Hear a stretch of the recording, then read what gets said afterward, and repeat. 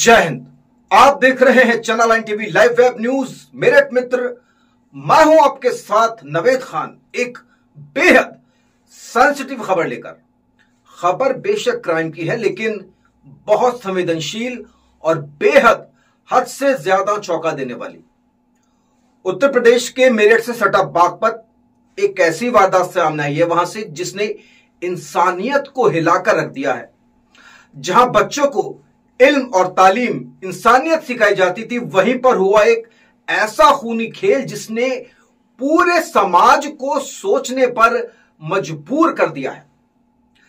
थाना डोघट के क्षेत्र का गंगनौली गांव, शनिवार दोपहर मौलाना मुफ्ती इब्राहिम किसी काम से बाहर थे। घर में उनकी पत्नी इसराना और 2 नन्ही बेटियां थीं। दोपहर में गांव की कुछ बच्चियां जब मस्जिद के ऊपर वाले कमरे में पहुंची, लेकिन जो उन्होंने देखा उससे उनके होश उड़ गए।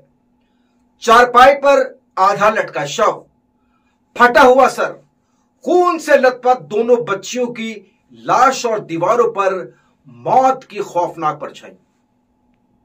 पुलिस पहुंची, जांच शुरू हुई और महज पुलिस ने 6 घंटे में इस ट्रिपल मर्डर की गुत्थी को सुलझा दिया। और हैरानी की बात यह थी कि कातिल कोई बाहरी नहीं, बल्कि वही नाबालिग छात्र निकले जो मुफ्ती साहब से तालीम लेते थे। जिसका कारण हत्या का यह कारण बहुत कम देखने और सुनने को मिलेगा। इस ट्रिपल मर्डर के जो कत्ल था, इसकी वजह थी 1 दिन पहले हुई पिटाई। बस वही डांट, वही मार इन बच्चों के दिल में जहर बन गई और उन बच्चों ने ठान लिया कि अब इंतकाम लेंगे। दोपहर 1 बजे घर में सन्नाटा था। उन्होंने हथौड़े और चाकू से वार कर मौलाना की पत्नी और दोनों बच्चियों का बेरहमी से कत्ल कर दिया और फिर ऐसे निकल गए कि मानो जैसे कुछ हुआ ही ना हो। लेकिन पुलिस ने तुरंत कार्रवाई करते हुए दोनों को पकड़ लिया। वहीं हथौड़ा और चाकू भी बरामद हो गए जिससे हत्या की गई थी।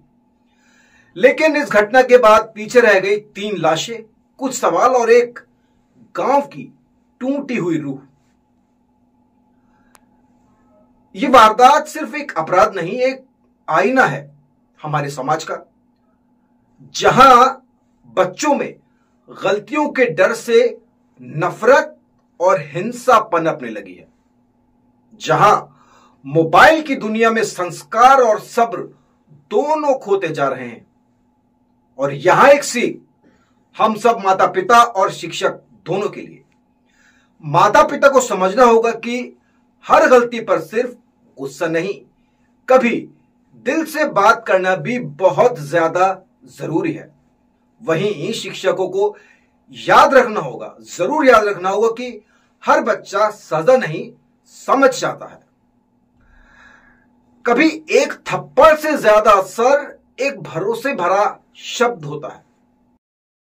अगर हम बच्चों को सिर्फ किताबों की शिक्षा देंगे और जिंदगी की सीख नहीं देंगे तो इल्म अधूरा रहेगा। The education is totally incomplete. और वही मासूम हाथ कभी हथियार बन सकते हैं।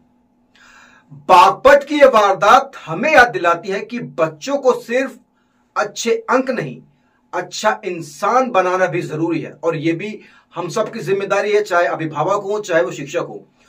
क्योंकि जब संस्कार कमजोर पड़ते हैं तो सबसे बड़ा सबक भी खून में लिख दिया जाता है। यह घटना इस बात की गवाह है।